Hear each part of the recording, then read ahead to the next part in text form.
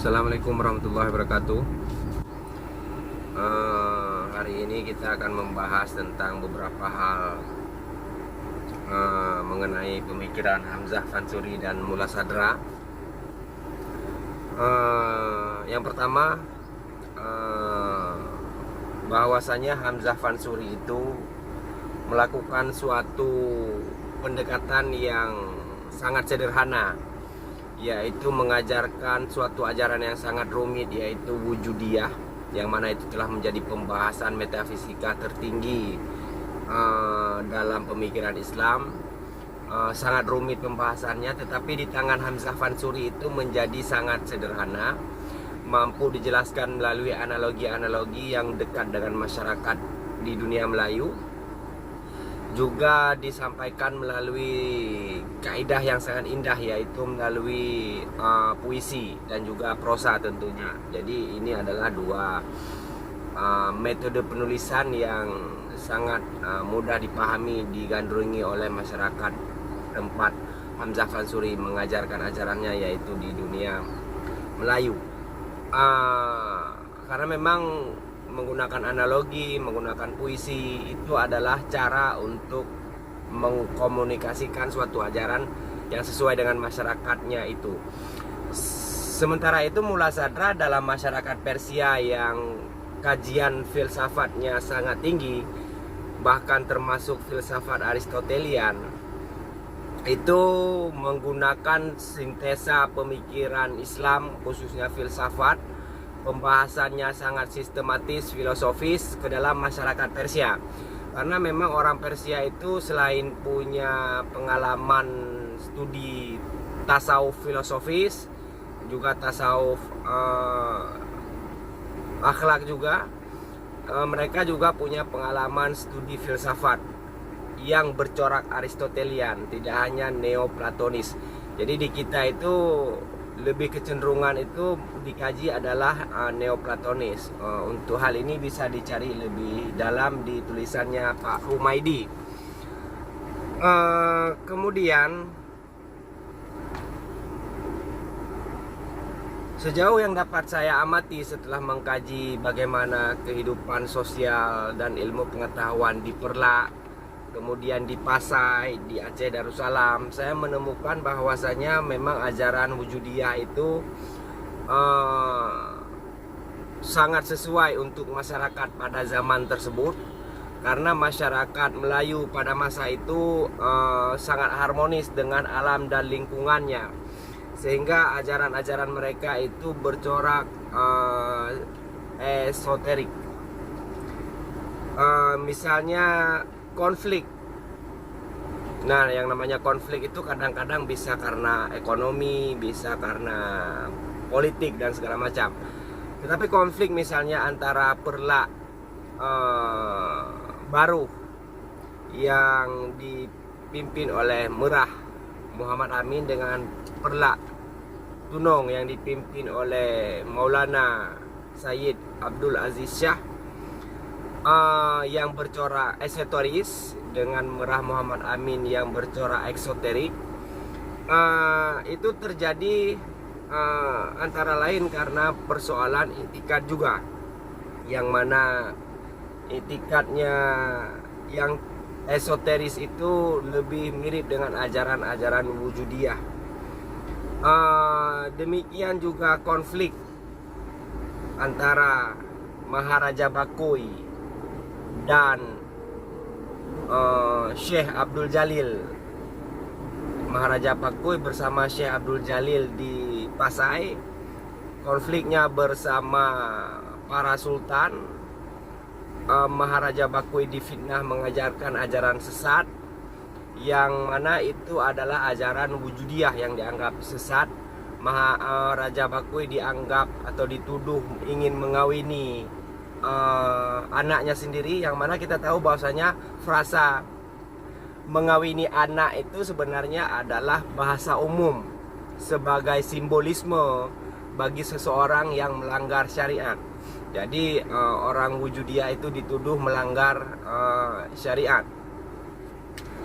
Padahal wujudiyah itu sendiri dicapai dengan sangat taat dan tertib kepada syariat, persis seperti Hamzah Fansuri yang berulang-ulang kali menekankan pentingnya syariat, karena syariat itu adalah pintu masuk bagi untuk tahap-tahap spiritual lainnya. Jadi tanpa melakukan syariat itu mustahil, karena bagaimana mau masuk ke dalam spiritualitas Islam tanpa melalui pintunya, yaitu syariat. Jadi syariat itu sama sekali tidak boleh ditinggalkan, kecuali kalau kita memang sedang dalam keadaan ekstase dalam sufi. Itu mungkin karena akalnya hilang, dia tidak wajib syariat karena akalnya hilang. Tetapi ketika akalnya kembali, hal-hal yang syariat yang dia tinggalkan itu harus dia ulangi, harus dia lakukan kembali. Karena memang kalau lagi lagi hilang akal itu memang syariat tidak berlaku bila akal kembali. Jadi syariat itu adalah hanya untuk orang yang berakal, tapi harus diulang oleh orang-orang yang mengalami kasyaf atau mengalami mabuk dalam spiritualitas. Oke, kita kembali ke dalam persoalan ini. Selanjutnya, konflik-konflik antara wujudiyah dan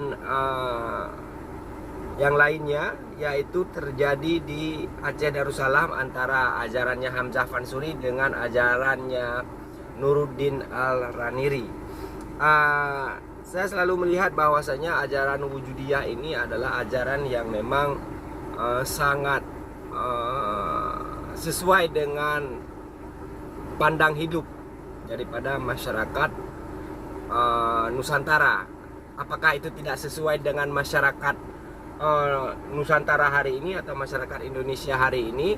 Tapi yang saya maksud adalah sesuai dengan pandangan hidup secara historis dalam masyarakat Nusantara.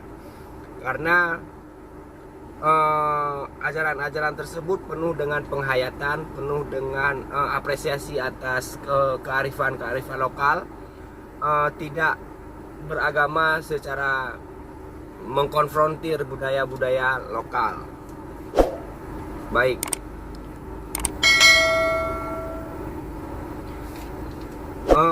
Selanjutnya, marilah kita lihat penelitian-penelitian yang telah dilakukan oleh para pemikir terhadap pemikiran Hamzah Fansuri. Di antaranya ada Dorenbos pada tahun 30-an menulis karya untuk mengulas dan mentransliterasi puisi-puisi Hamzah Fansuri, khususnya yang ada di Belanda. Kemudian dia mentransliterasi dan menerjemahkan ke dalam bahasa Belanda. Ini ditulis dalam bahasa Belanda, agak susah bagi kita untuk memahaminya.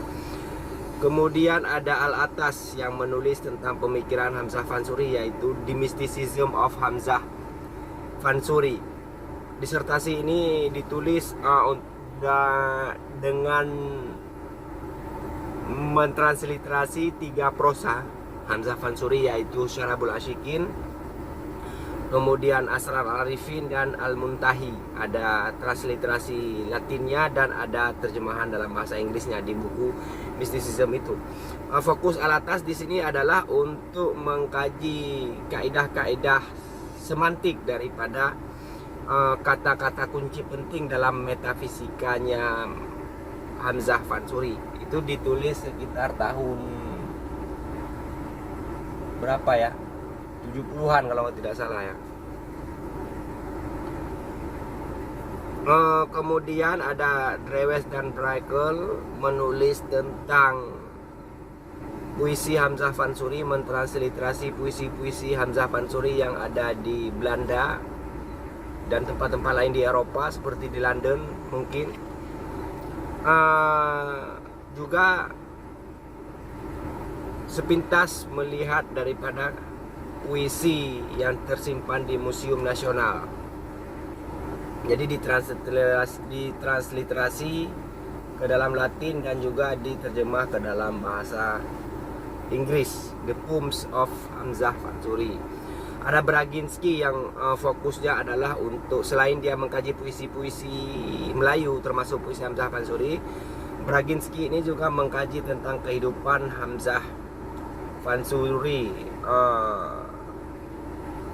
Dalam bukunya itu satukan hangat dan dingin. Ada juga jurnal dia di Archipel yang membahas tentang kehidupan Hamzah Fansuri. Mereka berdialog antara Ahajon, kemudian ada Braginski, dan ada Ahajon, Braginski, dan ada Guillot dan Kalus. Oke. Untuk satu lagi yang penting adalah karyanya Prof. Abdul Hadi WM. Beliau mentransliterasi puisi-puisi Hamzah Fansuri yang ada di museum di Jakarta fokusnya. Dan saya menemukan puisi-puisi yang dikumpulkan oleh Prof. Abdul Hadi itu sangat lengkap. Tidak hanya itu, beliau juga mengkaji di dalamnya itu adalah tentang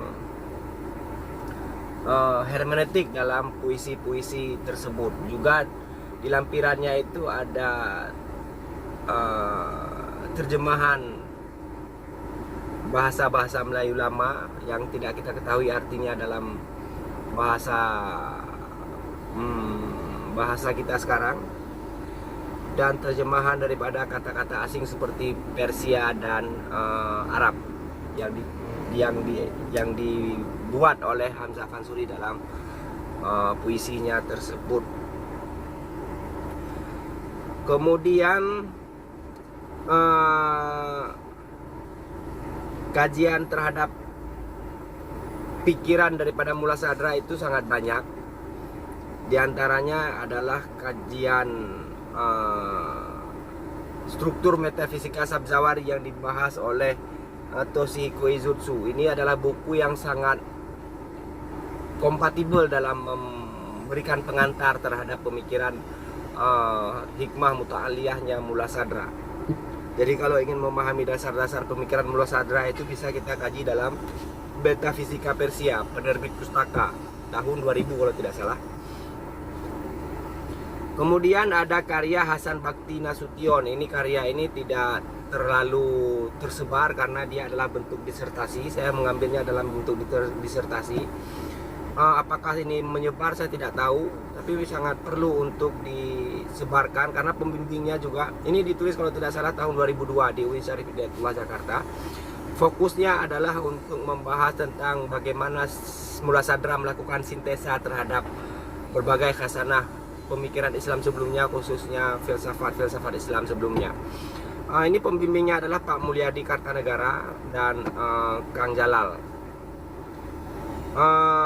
Kemudian ada kajian daripada Ustadz Dr. Khalid Al-Walid, yaitu tentang Itihad Akil wa Ma'kulnya Mullah Sadra. Ini tesis beliau. Kemudian ada pembahasan tentang eskatologinya Mullah Sadra. Ini adalah disertasi daripada Dr. Khalid Al-Walid di UIN Syarif Hidayatullah Jakarta. Ada kajian yang bagus juga mengenai Mullah Sadra, yaitu kajian daripada Fazlur Rahman. Kajiannya ini sangat fokus dan mengarah. Kemudian judulnya itu The Philosophy of Mullah Sadra, Filsafat Sadra. Kemudian ada Syaifan Nur yang menulis tentang disertasi tentang pemikiran daripada Mullah Sadra. Kemudian ada Ibrahim Kalin yang membahas tentang tingkatan-tingkatan jiwa dalam pengetahuan, perspektif pemikiran Mullah Sadra. Sementara terakhir adalah pembahasan tentang perbandingan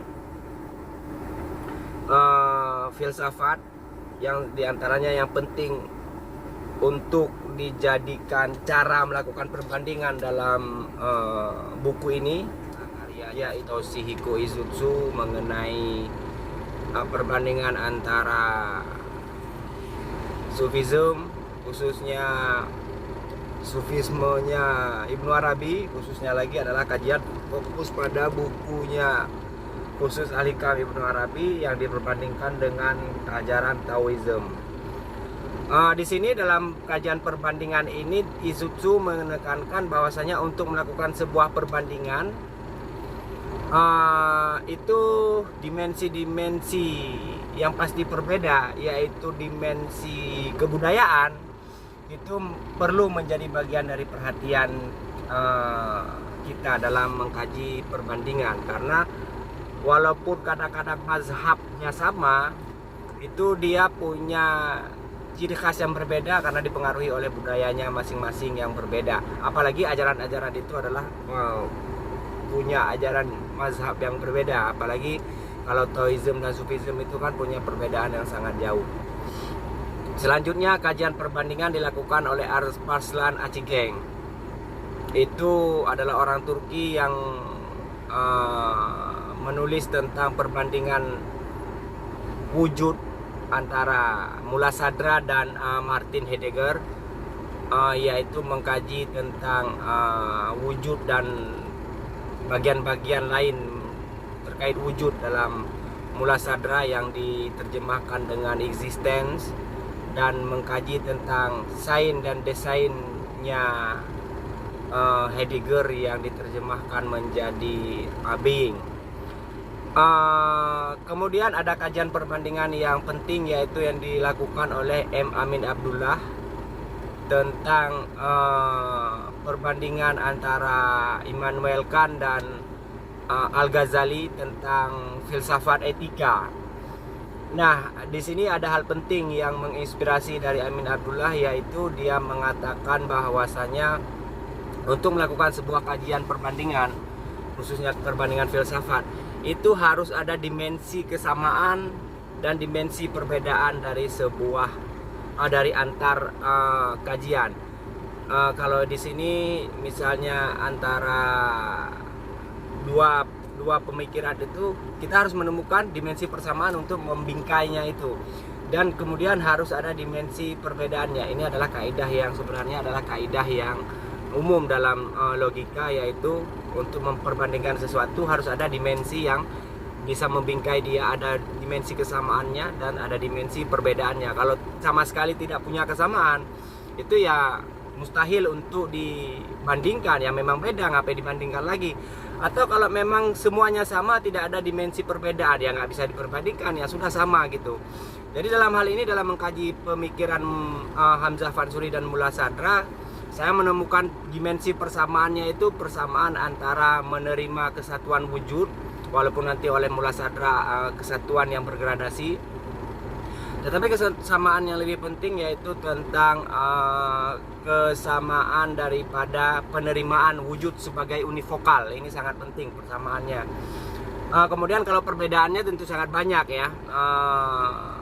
Yang pasti perbedaan kultural, perbedaan bagaimana nanti oleh pengikut masing-masing itu menerima ajarannya gitu. Oke, baik, sekian dulu. Nanti kita ketemu di bagian selanjutnya yang insya Allah akan membahas tentang brief history daripada tasawuf falsafi. Assalamualaikum warahmatullahi wabarakatuh.